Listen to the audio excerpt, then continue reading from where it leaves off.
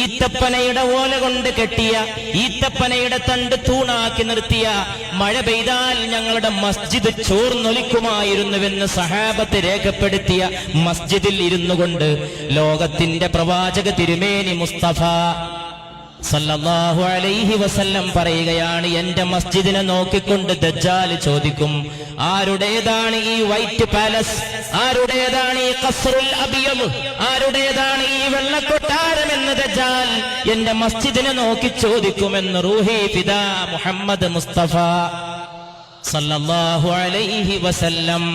കൊല്ലങ്ങൾ കഴിഞ്ഞാൽ തന്റെ മസ്ജിദ് ഒരു കൊട്ടാരമായി മാറുമെന്ന്, അതിന്റെ നിർമ്മാണത്തിന് ലക്ഷോപലക്ഷം ഡോളർ ചെലവഴിക്കപ്പെടുമെന്ന്, അതിന് AC നിർവഹിക്കപ്പെടാൻ കിലോമീറ്ററുകൾക്കപ്പുറത്ത് എയർ കണ്ടീഷൻ പ്ലാന്റ് നിർമ്മിക്കപ്പെടുമെന്ന്, അതിനകത്തൊരൊന്നാന്തരം ഗ്രന്ഥശാല പ്രവർത്തനം ആരംഭിക്കുമെന്ന്, അതിന്റെ ചോട്ടിൽ ആയിരക്കണക്കിന് വാഹനങ്ങൾ പാർക്ക് ചെയ്യുന്ന സൗകര്യങ്ങൾ നിർമ്മിക്കപ്പെടുമെന്ന്, അതിന്റെ മിനാരങ്ങൾ മാനം മുട്ടി നിലകൊള്ളുമെന്ന്, അതിന്റെ പച്ച കുബ്ബ കണ്ടിട്ട് ലോകത്ത് ലക്ഷോപലക്ഷം കണ്ണുനീര് പൊഴിക്കുമെന്ന് 1500 വർഷങ്ങൾക്ക് മുമ്പ് അവിടുന്ന് ദീർഘദർശനം ചെയ്തു സല്ലല്ലാഹു അലൈഹി